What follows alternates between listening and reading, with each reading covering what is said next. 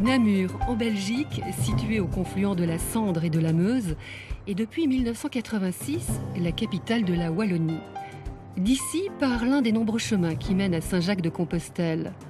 Comme les pèlerins, nous emprunterons ce chemin afin de regagner Reims et sa cathédrale. Nous passerons par les Ardennes belges et françaises pour arriver en Champagne. Un prétexte fait de rencontres et de lieux qui font tout le charme de ce long chemin de randonnée, appelé aussi le GR 654. On dit qu'à Namur, les gens sont lents. D'ailleurs, le symbole de la ville, c'est l'escargot. C'est sciemment que les Namurois l'ont choisi.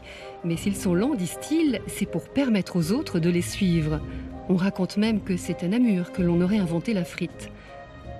Nous prenons le départ et en flânant au hasard des rues du Vieux-Namur, on ressent une douceur de vivre chère aux Namurois. Au milieu des pavés, des coquilles Saint-Jacques, nous sommes sur le bon chemin. C'est sous le regard de la citadelle surplombant la ville que nous quittons Namur.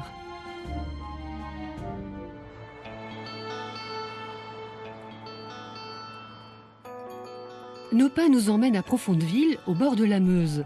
Le but, d'abord, est de ne pas se perdre dans le dédale de petites rues de ce charmant village.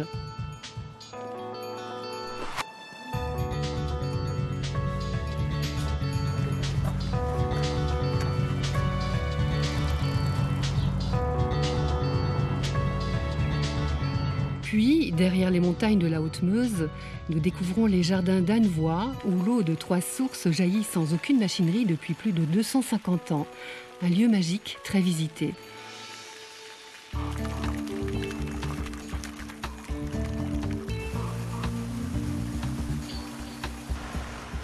François, grâce à la pureté de ses sources et à leur température constante, élève des truites arc-en-ciel. On peut même les pêcher dans l'étang. Il y en a toujours car François peut compter sur un stock de 6000 truites élevées dans ses bassins. Une fois la taille et le poids atteints, elles seront bonnes pour la table. Et ça, François le sait d'un seul coup d'œil. Alors ça, c'est le plus gros de mon travail. Trier le poisson. L'idéal, c'est que le poisson sorte d'ici, que ce soit pour le fumoir ou que ce soit pour la commercialisation, autour de 380 grammes. Voilà, ça c'est une truite qui fait à peu près 380 grammes. C'est du poisson à partir de l'éclosion qui a entre 14 et 17 mois. Ça a la longueur, mais c'est un peu trop maigre. Donc ça regrossisse un peu. Et puis arrive l'heure du repas des truites. Elles sont nourries avec des granulés composés entre autres de farine de poisson, de blé et de maïs, ce qui n'a pas l'air de leur déplaire. Les truites qui sont dans ce bassin-là, c'est du poisson qui fait à partir de 1,5 kg jusqu'à 4 kg. La truite est un poisson à croissance continue. Donc aussi longtemps qu'elle va trouver à manger, elle va grossir. Une truite, ça peut vivre 30 ans quand même, 25-30 ans. Dans la nature, une truite de 10-11 kg, c'est relativement classique. La truite la plus grosse que j'ai mangée, 1,27 m, 16 kg. On a mangé à 18 dessus. C'est sur cette incroyable anecdote que nous reprenons notre chemin pour regagner la Meuse et Dinan. Cette petite ville, connue autrefois pour ses artisans habiles à travailler le cuivre et le laiton, a vu naître un personnage qui a marqué à jamais le monde de la musique, le créateur du saxophone, Adolphe Sax.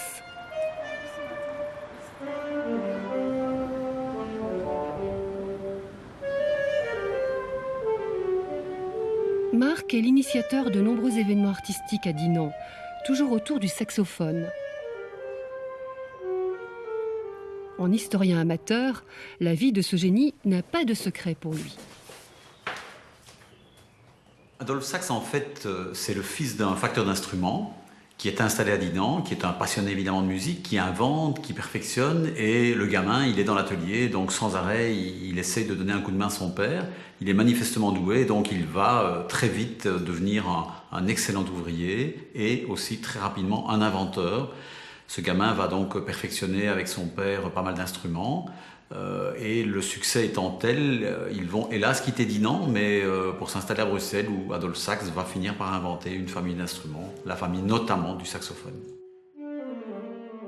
À cette époque, l'armée française décide de former des harmonies pour ses soldats qui s'ennuient aux frontières. Adolphe Sax remporte l'appel d'offres et fournit donc l'armée. Alors que la grande musique le boude, les soldats français seront les premiers à jouer avec ces saxophones.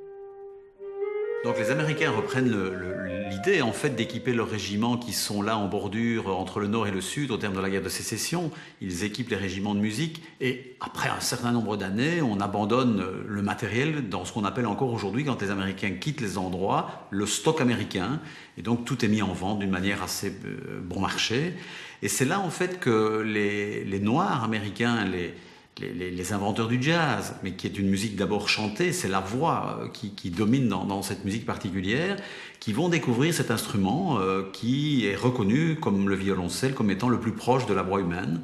Et donc ils vont se l'approprier, particulièrement le ténor, pour l'utiliser dans cette musique magnifique qu'est le jazz. Et grâce au jazz, le saxophone va finalement gagner l'Europe et conquérir l'Europe peu à peu. Et ce n'est que bien plus tard, finalement, que la musique classique va récupérer à nouveau cet instrument qui avait été pensé aussi pour elle. Nous prenons la direction de la maison de Monsieur Sax. Cette maison, qui a vu naître Adolphe Sax, est aujourd'hui ouverte au public, qui peut tout savoir des créations de ce génial inventeur.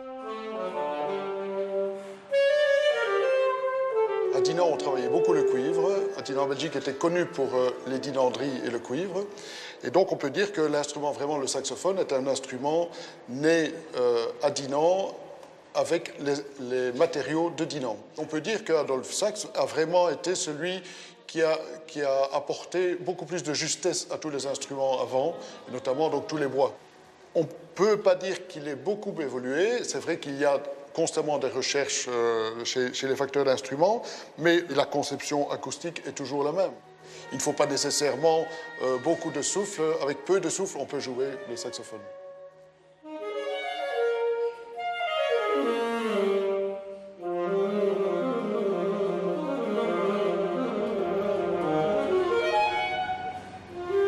Nous laissons Dinan et ses saxophones pour regagner un lieu classé patrimoine majeur de la Wallonie, le château de Frères. Situé sur la commune d'Astières, au fin fond des Ardennes belges, il n'est pas facile de s'y rendre, car la Meuse nous fait barrage. Pour éviter un détour de plusieurs kilomètres, nous faisons comme tous les marcheurs, nous rejoignons Volsor, un lieu de villégiature autrefois très prisé, et surtout son passeur d'eau, le dernier en fonction sur la Meuse. Pas besoin de l'appeler, dès qu'Axel vous voit sur la berge, il vient immédiatement. C'est un service gratuit, c'est mis à disposition par la commune. Au Juillet haute, oui, on peut faire 100-150 traversées par jour. C'est principalement des marcheurs. Pour le démarrer, c'est un peu dur. Une fois qu'il est bien démarré, ça va. Bon, comme je vous disais, maintenant, c'est quand on commence à en faire une centaine sur la journée, il n'y a pas de mal à s'endormir au soir.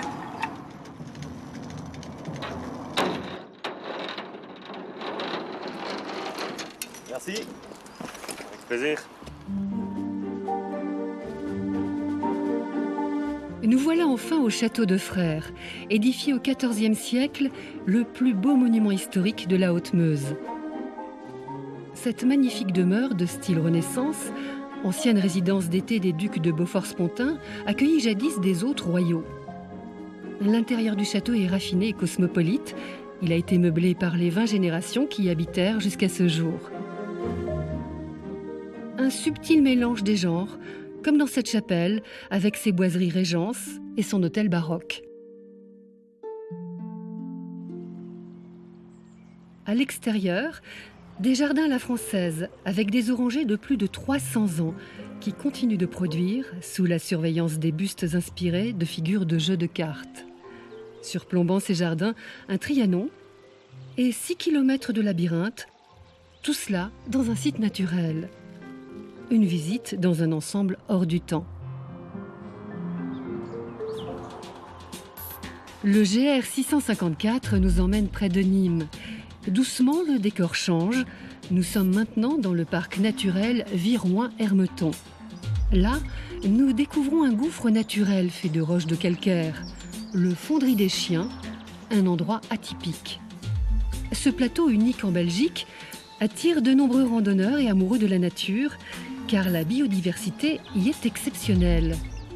Camille, un agent du parc, est souvent là pour faire découvrir aux randonneurs cet îlot de nature préservé. Alors, ce qu'il y a de particulier, c'est qu'évidemment ici on est sur le calcaire, donc le massif calcaire, et en face c'est la forêt ardennaise, donc des roches siliceuses, du grès totalement différent. Donc c'est boisé, une forêt pratiquement formée de 80% de feuillus, tandis qu'ici c'est le calcaire, les pelouses calcicoles. Donc c'est le terme approprié dès qu'on est sur un substrat géologique calcaire. Le Fonderie des Chiens, en fait, c'est un paléogouffre. Donc c'est un gouffre qui s'est formé il y a très longtemps, à l'ère tertiaire, et qui a été en fait rempli par des sédiments ferrugineux apportés par les mers chaudes de l'époque. Donc le trou était comblé. Et au moment où les civilisations sont apparues, notamment les Celtes, ces gens-là se sont rendus compte qu'en prélevant cette terre rouge, foncée, brun, dans des bas fourneaux, parvenaient à faire fondre et à obtenir du fer pour construire des armes et autres. Donc ils ont continué à exploiter toute la cavité, les Romains et toutes les autres civilisations qui ont suivi, et ça a perduré jusqu'au 19e siècle, où on a même poussé le luxe jusqu'à prélever les crayas, les résidus qu'on a trouvés, qui étaient exportés vers les usines de Charleroi pour encore récupérer quelques pourcents de fer. Si vous amenez un botaniste ici et vous le laissez un petit peu inventorier, vous allez directement obtenir un ensemble de plantes qui sont totalement typiques des espèces méditerranéennes ou subméditerranéennes. Donc c'est dû aux conditions particulières de la pelouse calcicole, son exposition, plein sud, un sol très faible, très pauvre, très peu d'eau et la chaleur évidemment en été qui tape sur le rocher calcaire constamment.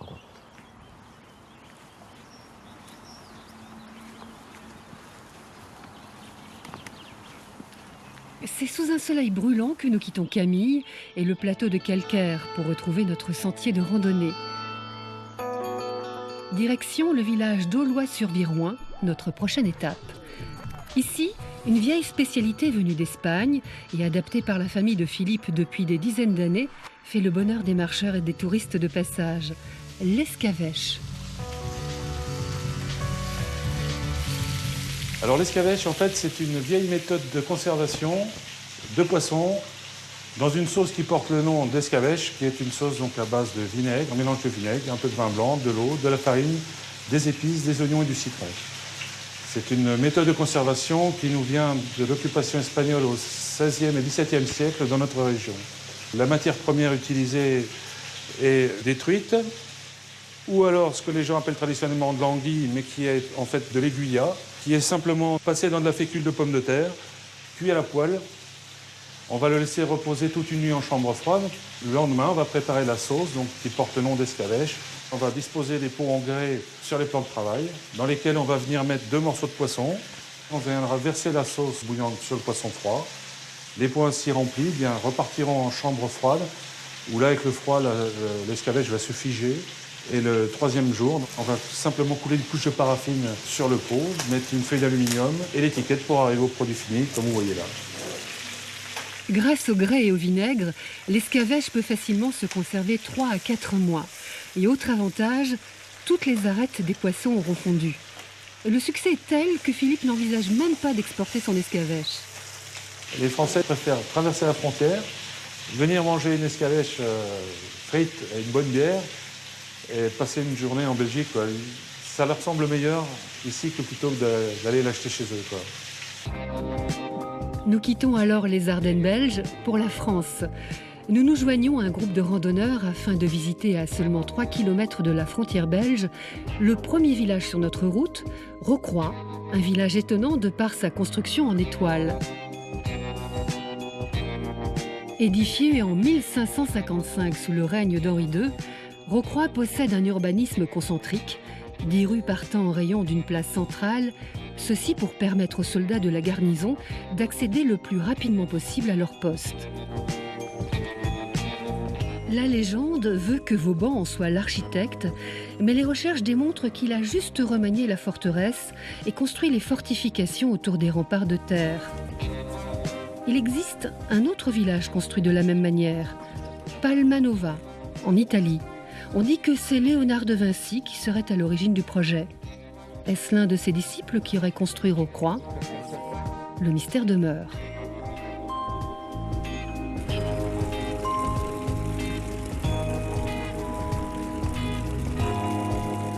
Le village de Rocroi est aussi célèbre pour un autre fait, la bataille de Rocroi. En mai 1643, en pleine guerre de religion, appelée aussi guerre de 30 ans, le jeune duc d'Enghien et sa cavalerie surprennent les forces espagnoles qui marchent sur Paris.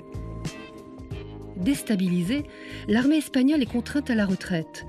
On comptera 10 000 morts dans cet affrontement. Le trône du roi de France fut sauvé. Au musée de Rocroi, un diorama exceptionnel relate cette bataille. Plus de 2200 figurines nous donnent un aperçu de ce moment. Son créateur, c'est Denis, un sculpteur passionné d'histoire et de peinture. Enfant, il a toujours aimé jouer avec des petits soldats et devenu adulte, la passion toujours présente, c'est naturellement qu'il a décidé de créer les siens. Denis se définit comme un miniaturiste et l'on peut dire qu'il a un certain souci du détail.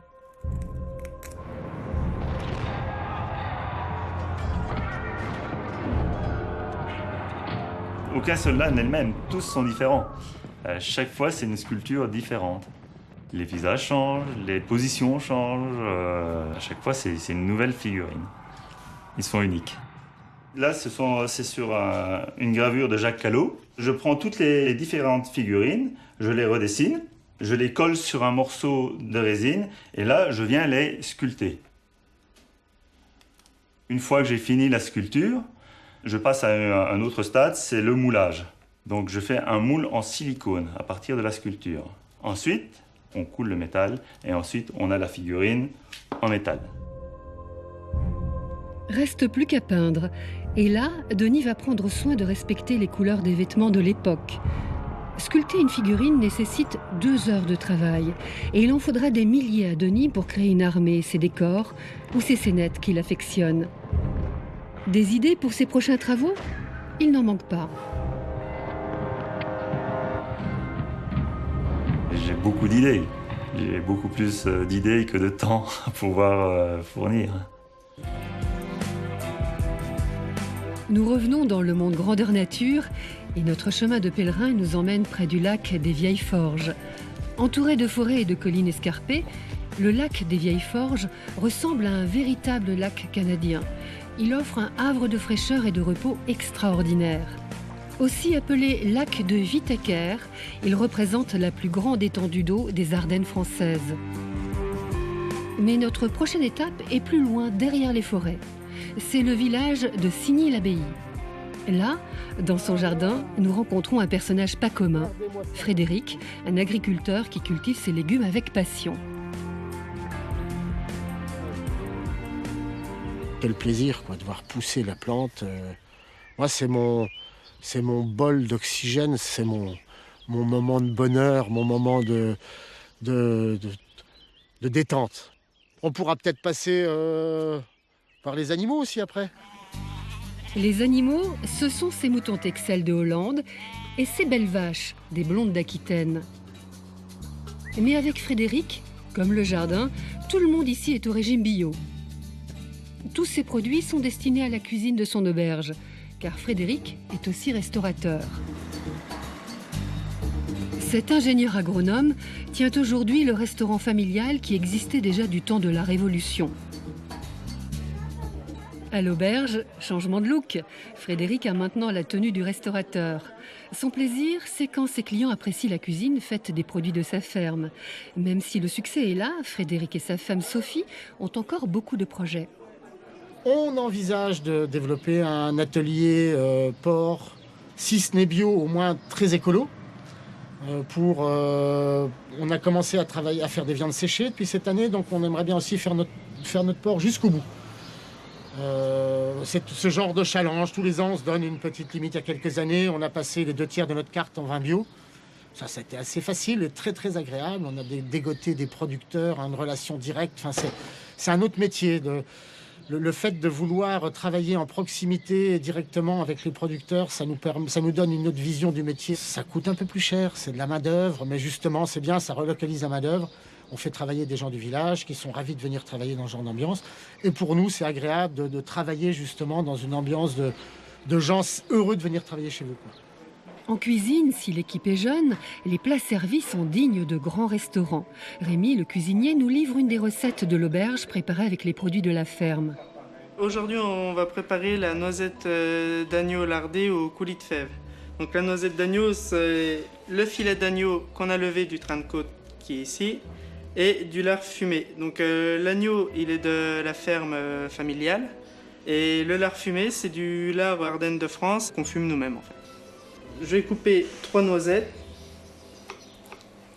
d'environ 50-60 grammes chacune. Voilà. Avec le lard fumé maison, je l'enroule dedans. Le lard fumé, ça va donner, ça va saler la viande, ça va donner un petit goût fumé aussi à l'agneau. La cuisson de la noisette d'agneau. Donc, à l'huile d'olive, l'agneau toujours à l'huile d'olive. 2 minutes de chaque côté, on va la cuire rosée.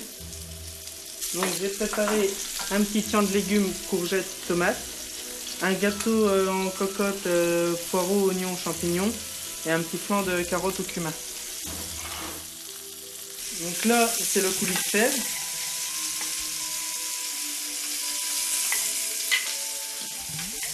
Donc je mets la brochette de noisettes sur le coulis de fèves, de l'estragon et de la mélisse. Donc pareil, c'est les herbes qu'on a dans le jardin. Et puis un peu de paprika pour décorer le tour de l'assiette. Et voilà. Après cette belle recette, nous décidons de passer la nuit dans un lieu insolite. Dans le bois de Signy-l'Abbaye, sur le site du Chêne Perché, en haut des arbres, se dressent des cabanes. 4 cabanes différentes sont aménagées. On peut venir en couple ou en famille et même y passer la nuit. Un vrai rêve d'enfant. Sans électricité, éclairés à la lampe à huile, nous nous installons pour dormir immergés au milieu de la forêt.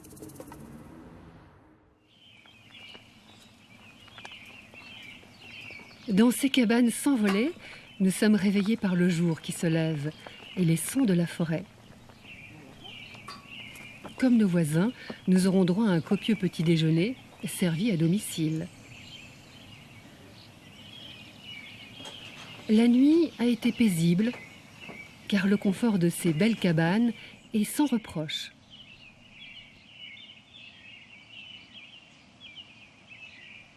Nous admirons de notre hauteur la campagne ardennaise, mais il est temps de reprendre la route. Nous quittons les Ardennes. À Fessaux, un sanglier d'acier, animal mythique, emblème des Ardennes, trône au milieu des champs. Cette sculpture réalisée par Éric Slésiac mesure près de 10 mètres de haut, 14 mètres de long et 5 mètres de large, 50 tonnes de métal, 6 tonnes de soudure et 11 ans de travail. C'est ce qu'il a fallu à son créateur pour le faire naître de son imagination.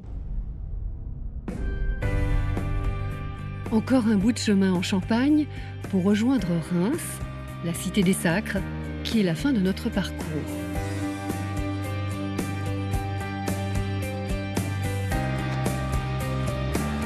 Si nous arrivons au terme de notre voyage, Compostelle est encore très loin pour les pèlerins qui s'y rendent. Nous rentrons dans la ville par le canal de l'Aisne à la Marne, emprunté par les péniches. C'est aussi un lieu de détente pour les Rémois.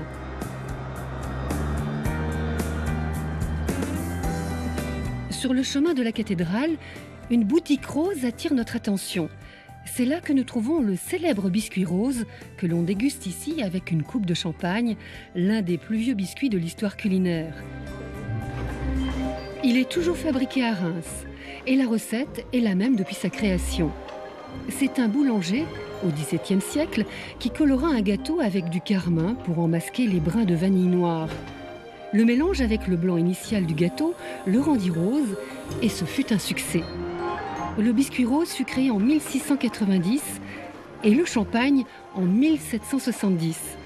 Certains affirment avec humour que le champagne a été créé pour accompagner le biscuit rose.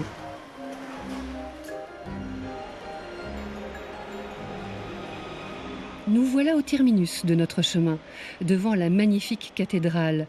Notre-Dame de Reims a été construite au XIIIe siècle et il s'agit de l'une des réalisations majeures de l'art gothique en France, tant pour son architecture que pour sa statuaire qui, sous le regard de Jeanne d'Arc, ne compte pas moins de 2303 statues.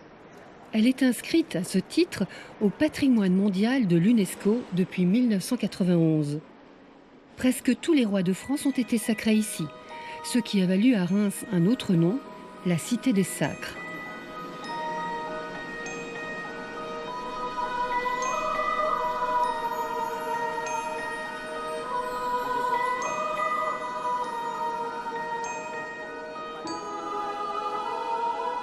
Si la cathédrale est très prisée des touristes, on peut également voir des pèlerins faire tamponner leur carnet, la crédentiale attestant leur passage. Il nous reste maintenant plus qu'à admirer l'architecture intérieure de la cathédrale. La beauté des nombreux vitraux, dont certains créés par l'artiste Marc Chagall.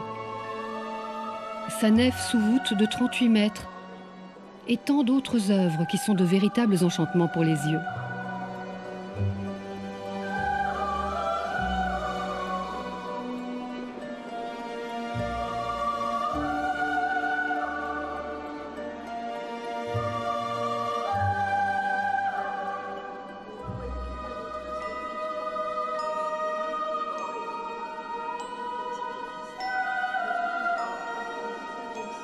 Mais cela reste un lieu de prière et de recueillement. Et après notre long voyage, nous restons plusieurs minutes dans cette atmosphère apaisante pour nous ressourcer et penser surtout à nos prochaines aventures.